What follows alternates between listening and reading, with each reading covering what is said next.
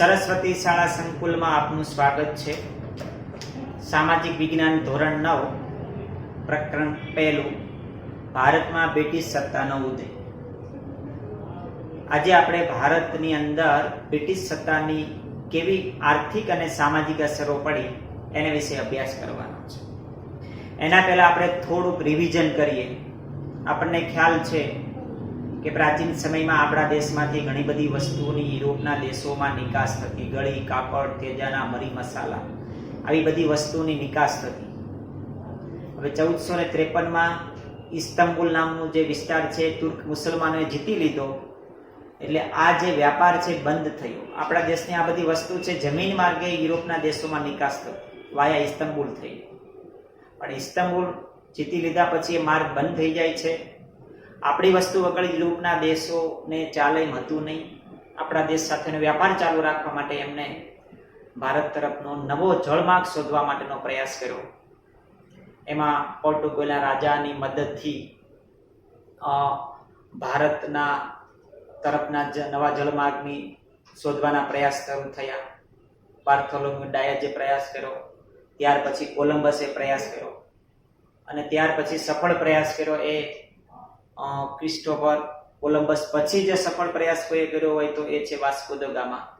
અને Vasco da gamma એ રીતે 1498માં પોતાના કાફલા સાથે કાલિકટ બંદરે આવે છે અને ત્યાં એ ભારતની અંદર વ્યાપાર કરવા માટેનો પરવાનો માગે છે અને એને ત્યાંના રાજા જામુરીન છે પરવાનો આપે છે. એટલે એ રીતે ભારતની અંદર યુરોપિયન પ્રજાની એન્ટ્રી થઈ. એટલે સૌ પ્રથમ ભારતમાં પોર્ટુગીઝો આવ્યા. એમને દીવ દમણ ગોવામાં પોતાની કોઠીઓ સ્થાપી, ત્યાં પોતાનો વ્યાપારનો વિસ્તાર કર્યો. ત્યાર પછી વલંદાવ આવ્યા, ત્યાર પછી ડેનિશ પ્રજા આવી, અને ત્યાર પછી 1600ની સાલમાં બ્રિટિશ ઈસ્ટ ઇન્ડિયા કંપની આવી. ઇંગ્લેન્ડની રાણી એલિઝાબેથે ઈસ્ટ ઇન્ડિયા કંપનીને ભારતમાં વ્યાપાર કરવા માટેની પરવાનગી આપી. એ રીતે 1608માં વોકિન્સ છે ભારતમાં આવે છે પોતાના કાફલા સાથે અને ભારતમાં વ્યાપાર કરવા માટેની પરવાનગી માગે છે, પણ એને પરવાનગી મળતી નથી. ત્યાર પછી સર ટોમ્સ રોને એ ભારતની અંદર વ્યાપાર કરવા માટેની પરવાનગી મળે છે અને એ રીતે અંગ્રેજો પણ ભારતમાં વ્યાપાર કરવા માટે આવે છે. ત્યાર પછી આવે છે ફ્રેન્ચ ઈસ્ટ ઇન્ડિયા કંપની 1668માં. એમને પણ ભારતની અંદર પોંડિચેરી, મછલીપટ્ટમ, ચંદ્રનગર આ બધી જગ્યાએ વ્યાપારી કોઠીઓ સ્થાપી. એટલે એ રીતે ભારતની અંદર અલગ અલગ જગ્યાએ યુરોપિયન પ્રજાએ પોતાના વ્યાપારી મથકો, પોતાની વ્યાપારી કોઠીઓ સ્થાપી. ત્યાર પછી આપણે જોયું પ્લાસીનું યુદ્ધ. એ સમયે બંગાળમાં સિરાજ ઉદ્દૌલાનું શાસન હતું, એનો નવાબ હતો. હવે સિરાજ ઉદ્દૌલાને હરાવવા માટે અંગ્રેજોએ એક ષડયંત્ર રચે છે અને એમાં એનો જે સેનાપતિ હોય છે મિર્જાફર, એને સામેલ કરે છે. મિર્જાફરને બંગાળના નવાબ બનાવવાની લાલચ આપે છે અને એ રીતે સિરાજ ઉદ્દૌલાને હરવીને ત્યાં મિર્જાફરને ગાદી ઉપર બેસાડે છે. હવે મિર્જાફર છે એ વધારે મહત્વકાંક્ષી હતો. અંગ્રેજોને જે પ્રકારે જોઈએ એવા પ્રકારના નિયમો કે એ પ્રકારની નીતિમાં ઇન્વોલ્વ નહોતો થતો, વ્યાપારી અનુકૂળતા કરી નહોતો આવતો. એટલે મિર્જાફરને નવાબ બનાવવાની અંગ્રેજોએ ભૂલ કરી એવું અંગ્રેજોને લાગ્યું. એટલે એમને મિર્જાફરને જગ્યાએ મીર કાસિમને બંગાળનો નવાબ બનાવ્યો. મીર કાસિમ છે મિર્જાફર કરતા પણ વધારે મહત્વકાંક્ષી હતો. એને પણ અંગ્રેજોને એટલો બધો સપોર્ટ ન કર્યો. એટલે વળી પાછો એ મિર્જાફરને અંગ્રેજો એ બંગાળના નવાબ બનાવે છે. અને મીર કાસિમ આ અપમાનનો બદલો લેવા માટે અવધના નવાબ અને શાહ આલમનો સહાય લઈને અંગ્રેજો સામે યુદ્ધ જાહેર કરે છે, જેને આપણે બક્સરના યુદ્ધ તરીકે ઓળખીએ છીએ. 1764માં યુદ્ધ થયેલું. એક બાજુ અંગ્રેજો, બીજી બાજુ સંયુક્ત સેના હતી. મીર કાસિમ, અવધના નવાબ અને ત્રીજા હતા શાહ આલમ. આ ત્રણેયની સંયુક્ત સેના અને અંગ્રેજો વચ્ચે જે યુદ્ધ થાય છે બક્સરનું યુદ્ધ કહેવાય છે. અને એમાં અંગ્રેજોની જીત થાય છે અને એના દ્વારા અંગ્રેજોને ઓરિસ્સાની, બંગાળની, બિહારની એટલે કે બંગાળ પ્રાંતની દીવાની સત્તા મળે છે, મહેસૂલ ઉઘરાવવાની સત્તા મળે છે. ત્યાર પછી આપણે જોયું નિયામક ધારો 1773 માં આવ્યો. સમગ્ર ભારતનો જે ઈસ્ટ ઇન્ડિયા કંપનીનો વ્યાપાર હતો એક ગવર્નર જનરલ નીચે મૂકવામાં આવ્યો, એને નિયામક ધારો કહેવાય. ત્યાર પછી મૈસૂર વિગ્રહ થયા, મરાઠા વિગ્રહ થયા, એમાં ઘણા બધા વિગ્રહમાં અંગ્રેજોની જીત થઈ. એ રીતે એક પછી એક વિસ્તારો અંગ્રેજોએ પોતાના કબજામાં કર્યા. ત્યાર પછી ગવર્નર જનરલે સહાયકારી યોજના અમલમાં મૂકી. એ સહાયકારી યોજના દ્વારા પણ ઘણા બધા જે રાજ્યો છે, નિજામ છે, મૈસૂર છે, અવધ છે, ગાયકવાડ છે, સિંધિયા છે, હોલકર છે, આવા બધા રાજ્યો સહાયકારી યોજના દ્વારા અંગ્રેજોએ પોતાના હસ્તક કર્યા. સહાયકારી યોજના એક પ્રકારની એક કપટ હતું, એક પ્રકારનું ષડયંત્ર હતું. જે રાજાઓએ યોજના સ્વીકારી એ રાજાઓએ પોતાનો એ રાજ્ય છે ખોવાનો વારો આવ્યો. ત્યાર પછી ગવર્નર જનરલ તરીકે આવે છે ડેલહાઉસી, જે ઉગ્ર સામ્રાજ્યવાદી નીતિ ધરાવતો હતો. કોઈ પણ ભોગે અંગ્રેજ સત્તાનો વિસ્તાર થવો જોઈએ એવી નીતિ ધરાવતો, અને એટલા માટે એને કોઈ પણ ભોગે અંગ્રેજ સત્તાનો વિસ્તાર થાય એવા પ્રકારની નીતિ અપનાવી. તો એના માટે એને ખાલસા નીતિ અપનાવી. યુદ્ધ દ્વારા કેટલાક વિસ્તારો ખાલસા કર્યા. કોઈ રાજાને પુત્ર ન હોય તો દત્તક પુત્ર લેવાનો અધિકાર નામંજૂર કરીને ખાલસા કર્યા. કોઈ રાજ્યો છે ગેરવહીવટના બાને ખાલસા કર્યા. કોઈ રાજ્યો છે કરજની ઉઘરાણી પેટે ખાલસા કર્યા. એટલે આવી રીતે ઘણા બધા વિસ્તારો ડેલહાઉસીએ ખાલસા કર્યા, અને એ રીતે ભારતની અંદર બ્રિટિશ ઈસ્ટ ઇન્ડિયા કંપનીની સત્તાનો વિસ્તાર થયો. ડેલહાઉસી છે એ સામ્રાજ્યવાદી તો હતો, સાથે સાથે સુધારાવાદી પણ હતો. ભારતમાં રેલવેની શરૂઆત કરી, તાર ટપાલની શરૂઆત કરી, બાંધકામ ખાતાની શરૂઆત કરી, કેટલાક સામાજિક સુધારા પણ કર્યા. બાળ લગ્ન ઉપર પ્રતિબંધ મૂકતો કાયદો કર્યો. વિધવા વિવાહ નિષેધ હતો, એટલે કે વિધવા પુનઃ લગ્ન કરી શકે એના માટેનો કાયદો કર્યો. એટલે આવા કેટલાક સામાજિક સુધારા પણ એને કર્યા. એટલા માટે એને સામ્રાજ્યવાદીની સાથે સુધારાવાદી ગવર્નર તરીકે પણ ઓળખવામાં આવે છે. હવે આપણે જોવાનું છે બ્રિટિશ શાસનની ભારત પર પડેલી અસર. બે પ્રકારની અસરોનું આપણે વર્ગીકરણ કરી શકીએ. એક અર્થતંત્ર પર પડેલી અસરો અને બીજું છે સમાજ પર પડેલી અસર. દેશના અર્થતંત્ર ઉપર જે અસરો પડી એને આપણે આર્થિક અસરો કહીએ, અને જે સમાજ ઉપર અસર પડી છે એને આપણે સામાજિક અસર તરીકે ઓળખીએ છીએ. સૌથી પહેલા આપણે જોઈએ આર્થિક અસર. દેશના અર્થતંત્ર ઉપર જે અસરો પડી છે એને આર્થિક અસરો કહેવાય. હવે આપણને ખ્યાલ છે કે પ્રાચીન સમયમાં આપણો દેશ દુનિયાભરમાં એક ગૌરવભર્યું સ્થાન ધરાવતો, સમૃદ્ધિ હતી, સોને કી ચિડિયા દેશ કહેવાતો, ઘી દૂધની નદીઓ વહેતી હતી એવું કહેવું હોય તો કહી શકાય. એવું એટલા માટે કહેવાતું હતું કે એટલી બધી આપણા દેશમાં સમૃદ્ધિ હતી. પણ કંપની શાસનના 100 વર્ષના ગાળામાં કંપનીએ એવી નીતિ જે અપનાવી એનાથી ભારત છે એ કંગાળ અને આર્થિક રીતે પાયમાલ દેશ બની ગયો. માત્ર કાચો માલ લઈ જવા માટેનું બજાર અને તૈયાર માલ વેચવા માટેનું બજાર બનાવી દીધો ભારત. આપણા દેશમાંથી સુતરાઉ કાપડ, રેશમ, શણ, ખાંડ આવી બધી વસ્તુની જે નિકાસ થતી 1708 થી 1756 દરમિયાન, પરંતુ બંગાળમાં દ્વિમુખી શાસન પદ્ધતિને કારણે આ આખો જે સમૃદ્ધ વિસ્તાર છે એ આર્થિક રીતે પાયમાલ થઈ ગયો. એ સમયનું જે બંગાળ છે, જે મેં આગળ કહ્યું તેમ અત્યારનું ઓરિસ્સા, પશ્ચિમ બંગાળ અને બિહાર એક આખો મોટો બંગાળ પ્રાંત હતો અને આર્થિક રીતે સમૃદ્ધ પ્રાંત હતો. પણ દ્વિમુખી શાસન પદ્ધતિ જે આવી, મહેસૂલ ઉઘરાવવાની સત્તા જે અંગ્રેજોના હાથમાં આવી, ત્યાર પછી અંગ્રેજોની આ જે ભેદભાવભરી, શોષણભરી નીતિને કારણે સમગ્ર બંગાળ છે એ આર્થિક રીતે પાયમાલ થઈ જાય છે. એની જે આર્થિક ચમક છે એ ઝાંખી પડી જાય છે. એટલે આ રીતે બંગાળ છે એ પાયમાલ થઈ જાય છે. અન્યાયી મહેસૂલ પદ્ધતિ હોય છે, એનાથી ખેડૂત છે પાયમાલ અને દેવાદાર બન્યો. ઊંચા દરે ખેડૂતો પાસેથી મહેસૂલ લેતા. પાક નિષ્ફળ જાય, દુષ્કાળ હોય, અતિવૃષ્ટિ હોય, અનાવૃષ્ટિ હોય, આવી સ્થિતિમાં પણ ફરજિયાત મહેસૂલ ભરવું પડતું. એટલે આપણો ખેડૂત છે, દેવાદાર બન્યો, પાયમાલ બન્યો. ઇંગ્લેન્ડના ઉદ્યોગોને વિકસાવવાની જે નીતિ હતી એના કારણે ભારતના ઉદ્યોગો ઉપર, ભારત ઉપર જકાત નાખી, અન્યાયી જકાત હતી.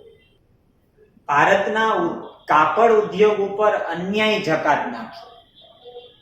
એવી જકાત નાખી કે ભારતના કાપડ છે એ ઇંગ્લેન્ડમાં મોંઘું થાય, ઇંગ્લેન્ડનું કાપડ છે ભારતમાં સસ્તું થાય.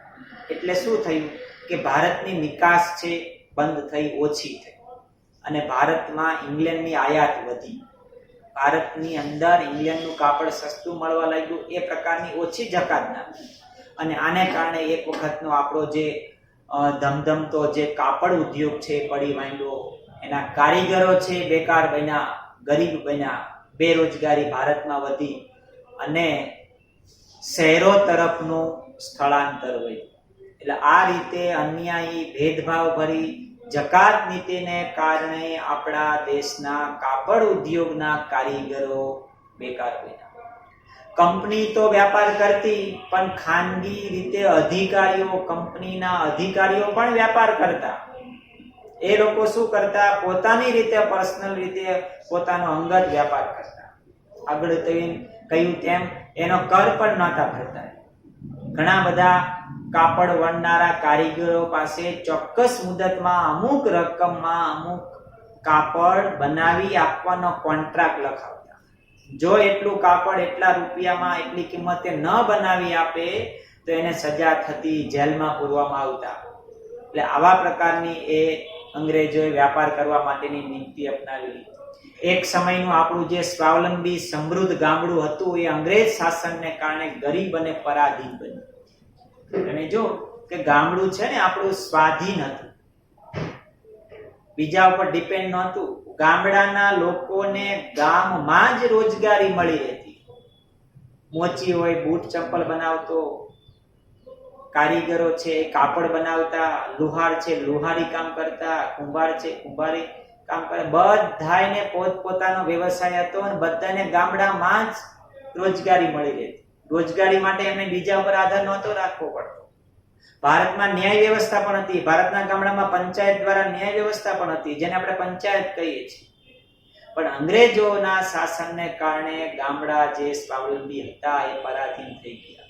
ગામડાના ગૃહ ઉદ્યોગો પડી ભાંગ્યા, વ્યાપાર ધંધા પડી ભાંગ્યા, ખેડૂતો પાયમાલ થયા. એટલે ગામડાના લોકોએ રોજગારી માટે શહેરો તરફ સ્થળાંતર કરવું. એટલે આ પણ એક ભારતના અર્થતંત્ર ઉપર, ગામડા ઉપર વિપરીત અસર પડી. ઈસ્ટ ઇન્ડિયા કંપનીમાં બીજી એક સારી બાબત એ થઈ કે કેટલાક ઘણા બધા સુધારા થયા. રેલવેની શરૂઆત થઈ, આગબોટ સેવાની શરૂઆત થઈ, બંદરનો વિકાસ થયો. આ એક સારી બાબત કહેવાય કે જેનાથી અંગ્રેજો એ પોતાના સ્વાર્થ માટે આ બધી વ્યવસ્થા ઊભી કરેલી, પણ એનાથી ભારતના લોકોને પણ લાંબે ગાળે ફાયદો થયો. એટલે વ્યાપાર વધે, વહીવટમાં સરળતા રહે, એટલા માટે અંગ્રેજોએ રેલવે સેવાની શરૂઆત કરી. મુંબઈ અને થાણા વચ્ચે સૌ પ્રથમ રેલવેની શરૂઆત થઈ. ભારત અને ઇંગ્લેન્ડ વચ્ચે આગબોટ સેવાની શરૂઆત થઈ. તાર ટપાલની શરૂઆત થઈ. મુંબઈ, ચેન્નઈ, કલકત્તા આ બધી જગ્યાએ મોટા બંદરોનો વિકાસ થયો કે જેથી ઝડપથી નિકાસ થઈ શકે, આયાત થઈ શકે. એટલે આ પ્રકારની નીતિથી ભારતની અંદર થોડીક માળખાકીય સુવિધામાં પણ સુધારો થયો. એટલે આ રીતે સરવાળે એવું કહેવાય કે બ્રિટિશ શાસનની અર્થતંત્ર ઉપર ખૂબ જ નકારાત્મક અસર પડી. એક પ્રકારનું, એક સમયનું આપણું સમૃદ્ધ ભારત, વિકસિત ભારત એ પાયમાલ થઈ ગયું, બેકાર થઈ ગયું. હવે આપણે જોવાનું છે બ્રિટિશ શાસનની સામાજિક અસર. સમાજ ઉપર શું અસર પડી? હવે ભારતની અંદર બ્રિટિશરોએ, ઈસ્ટ ઇન્ડિયા કંપનીએ વ્યાપાર વધે, પોતાનો વહીવટ સરળ થાય, એના માટે કેટલાક સુધારા પણ, જેમ રેલવે તાર ટપાલ, આગબોટ, બંદરનો વિકાસ કર્યો, એમ વહીવટી રીતે પણ ઘણા બધા સુધારા કર્યા. વર્તમાન પત્રો શરૂ કર્યા, પ્રિન્ટિંગ પ્રેસ શરૂ થયા. એનાથી શું થયું કે અંગ્રેજી શિક્ષણ અને નવું જ્ઞાન પ્રાપ્ત કરનારો એક નવો વર્ગ ઊભો થયો. એટલે સમાજની અંદર જે આપણા કુરિવાજો હતા, સતી થવાનો રિવાજ છે, દૂધ પીતી કરવાનો રિવાજ છે, બાળ લગ્ન છે, આવા બધા કુરિવાજો દૂર કરવા માટેના પણ આપણા દેશમાં આંદોલનો થયા એ સમય. એની પાછળ અંગ્રેજો જ હતા એવું કહેવું હોય તો કહી શકાય, એટલા માટે કે અંગ્રેજી શિક્ષણની શરૂઆત થઈ એટલે એક નવી વિચારસરણી ધરાવતો સમાજ સુધારક વર્ગ તૈયાર થયો. રાજા રામમોહન રાય, દુર્ગારામ મહેતા, બહેરામજી મલબારી, આવા બધા જે સમાજ સુધારકો છે, એ સમાજ સુધારકોએ આ બધા જે આપણા દેશમાં વર્ષોથી ઘર કરી ગયેલા જે કુરિવાજો છે એને દૂર કરવા માટેના પ્રયાસો કર્યા. અને ઘણા બધા અમુક જે કુરિવાજો છે એ કુરિવાજોને દૂર કરવા માટેના કાયદાઓ પણ અંગ્રેજોએ બનાવ્યા. એટલે આ રીતે આપણા સમાજ ઉપર થોડીક સારી અસર થઈ એવું કહેવું હોય તો કહી શકાય. કારણ કે આ બધા સમાજ સુધારકો તૈયાર થયા એ શિક્ષણને કારણે જ તૈયાર થયા. કારણ કે શિક્ષણથી જ નવું જ્ઞાન આવે છે, શિક્ષણથી જ નવા વિચારો આવે છે. જો ભારતમાં આ રીતે વર્તમાન પત્રો, શિક્ષણ વ્યવસ્થા શરૂ ન થઈ હોત તો ભારતના લોકોની સ્થિતિ ખૂબ મંડૂક હતી, કુવામાંના ડેડકા જેવી હતી. એટલે દુનિયાથી અલિપ હતી આપણી સમાજ વ્યવસ્થા. પણ અંગ્રેજોના કારણે, વર્તમાન પત્રોને કારણે, અંગ્રેજી શિક્ષણને કારણે નવા નવા વર્તમાન પત્રો શરૂ થયા. એનાથી દુનિયાના દેશોમાં બનતી ઘટનાઓથી લોકો માહિતગાર થવા લાગ્યા. નવા વૈજ્ઞાનિક વિચારો લોકોમાં આવ્યા અને એ રીતે ભારતની અંદર સમાજ સુધારણાના પ્રયાસો થયા. બીજું, ભારતમાં વહીવટી માળખાનું અંગ્રેજીકરણ કરવાની પણ જરૂરિયાત અંગ્રેજોને લાગી. કારણ કે ભારતના લોકોને અંગ્રેજી નહોતું આવડતું અને અંગ્રેજોને ભારતીય ભાષા નહોતી આવડતી. એટલે કોમ્યુનિકેશનમાં, વહીવટમાં બહુ મોટો પ્રોબ્લેમ થતો. એટલે અંગ્રેજોને ભારતની અંદર જ અંગ્રેજી જાણનાર લોકોની જરૂરિયાત ઊભી થઈ. અને એના માટે અંગ્રેજી શિક્ષણની જરૂરિયાત વધતા મેકોલોના પ્રયત્નથી ભારતમાં અંગ્રેજી શિક્ષણની શરૂઆત થઈ. યાદ રાખજો, ભારતમાં અંગ્રેજી શિક્ષણની શરૂઆત મેકોલોએ કરી છે. અને એ રીતે પછી વધારે ઉચ્ચ શિક્ષણ અંગ્રેજીમાં મળી રહે એટલા માટે ચાર્લ્સ વુડે પાછી યુનિવર્સિટીની ભલામણ કરી. જો ઉચ્ચ શિક્ષણ આપીએ ને તો એક ઉચ્ચ શિક્ષિત વર્ગ તૈયાર થશે અને જેનો આપણે વહીવટમાં ઉપયોગ કરી શકશે, જેથી વહીવટી માળખું સરળ બનશે. એટલે ચાર્લ્સ વુડની ભલામણથી ભારતમાં મુંબઈ, મદ્રાસ, ચેન્નઈ આવી બધી જગ્યાએ યુનિવર્સિટી શરૂઆત થઈ કે જેથી ભારતના લોકોને એમાંથી ઉચ્ચ અંગ્રેજી શિક્ષણ પ્રાપ્ત થાય. એટલે આ રીતે અંગ્રેજી શિક્ષણની શરૂઆત થઈ, યુનિવર્સિટીની શરૂઆત થઈ. એનાથી ભારતમાં એક અંગ્રેજી શિક્ષણ જાણનારો વર્ગ ઊભો થયો અને એક સુધારાવાદી માંગણી ઊભી થઈ. મેં આગળ કહ્યું તેમ ભારતના લોકોમાં અજ્ઞાનતા હતી. એનું કારણ એ હતું કે શિક્ષણનું પ્રમાણ જ નહોતું. દુનિયાથી અલિપ્ત હતા. જે કઈ વૈજ્ઞાનિક વિચારધારા હતી તો પશ્ચિમના દેશોમાં હતી અને એ બધું પુસ્તકો સ્વરૂપે હતું એ પશ્ચિમના દેશોમાં અંગ્રેજીમાં હતું. પણ અંગ્રેજોએ અંગ્રેજી શિક્ષણની શરૂઆત થઈ, વર્તમાન પત્રો શરૂઆત થઈ, લોકો પુસ્તકો વાંચતા થયા, એનાથી સુધારાવાદી માંગણીઓ શરૂ થઈ. એટલે અંગ્રેજોએ જે આ વ્યવસ્થા ઊભી કરેલી એમાંથી જ અંગ્રેજો સામે લડવાની ભારતના લોકોને પ્રેરણા મળી. બાકી તો 100-150 વર્ષ સુધી તો ભારતને આપણને ગુલામ બનાવ્યા છે, આપણા ઉપર શાસન કરે છે. જે લોકો વ્યાપાર કરવા માટે આવ્યા છે એ આપણા ઉપર શાસન કરે છે એવી સમજ જ નહોતી. પણ અંગ્રેજોએ અંગ્રેજી શિક્ષણ શરૂ કર્યું, સમાજ સુધારકો થયા, શિક્ષણ લેનારો એક વર્ગ ઊભો થયો, એનાથી એમને ખ્યાલ આવ્યો કે આ તો આપણને ગુલામ બનાવ્યા છે. વિદેશમાં બનતા સમાચારો, વિદેશમાં બનતી જે કઈ ઘટનાઓ છે એનાથી આપણા દેશના લોકો પરિચિત થવા, વાકેફ થવા લાગ્યા અને એમાંથી એક સુધારાની પ્રક્રિયાને વેગ મળ્યો. સમાજ સુધારની પ્રક્રિયાને તો વેગ મળ્યો જ છે, પણ સાથે સાથે અંગ્રેજો સામે લડવાની પ્રક્રિયાનો પણ એક પ્રારંભ થયો. એટલે અંગ્રેજો સામે લડવાની જે કંઈ પ્રેરણા છે ને, અંગ્રેજોએ એ રસ્તો આપણને અંગ્રેજોએ જ આપેલો છે. ભલે અનાયાસે અંગ્રેજો જે કંઈ સુધારા કર્યા એ પોતાના ફાયદા માટે કર્યા છે, એમને કોઈ સમાજ સુધારણામાં કે આર્થિક રીતે સુધારા કરવામાં કોઈ રસ નહોતો. અંગ્રેજો પોતાના સ્વાર્થ માટે કરેલા, પણ પ્રત્યક્ષ કે પરોક્ષ રીતે એનો ભારતીય લોકોને ફાયદો થયો. એટલે આ રીતે સમાજમાં, આપણા સમાજ ઉપર એક સારી અસર કેવી હોય તો કહી શકાય. આ અર્થતંત્ર ઉપર એની એક ખરાબ અસર પડી, આપણને ગુલામ બનાવ્યા, ગરીબી, બેરોજગારી, ખેડૂતો પાયમાલ થયા, એ બધું બરોબર છે કે એ અંગ્રેજોને કારણે હતું, પણ સામાજિક રીતે કેટલીક પોઝિટિવ અસરો આપણા દેશ ઉપર પડી એવું કેવું હોય તો કહી શકાય. બરોબર. એટલે આવી રીતે આર્થિક સમૃદ્ધિથી આપણા દેશમાં એ વિદેશી પ્રજાઓ ભારતમાં આવી અને એના પરિણામે ભારતમાં આર્થિક, સામાજિક, સાંસ્કૃતિક રીતે કેટલીક સારી નરસી અસરો થઈ. એટલે કે કેટલીક સારી અસરો પડી, કેટલીક ખરાબ અસરો પડી. અંગ્રેજોની જે નીતિ હતી, ઇંગ્લેન્ડને ભારતના ભોગે સમૃદ્ધ કરવાની જે નીતિ હતી, અને એ ભારતમાં પોતાના લાભ માટે એમને જે વ્યવસ્થા ઊભી કરેલી, જે કંઈ સંસ્થાગત સુધારા કરેલા, એનાથી પ્રત્યક્ષ કે પરોક્ષ રીતે ભારતને પણ લાભ થયો. યાદ રાખજો, અંગ્રેજોથી ભારતને નુકસાન તો થયું જ છે, પણ પરોક્ષ રીતે લાભ પણ થયો છે. યાદ રાખજો. એક આપણને એક નવી દિશા આપી છે, નવી વિચારધારા આપી છે, આપણને એક દુનિયા સાથે પરિચય કરાવ્યો હોય ને તો અંગ્રેજોએ કરાવ્યો છે.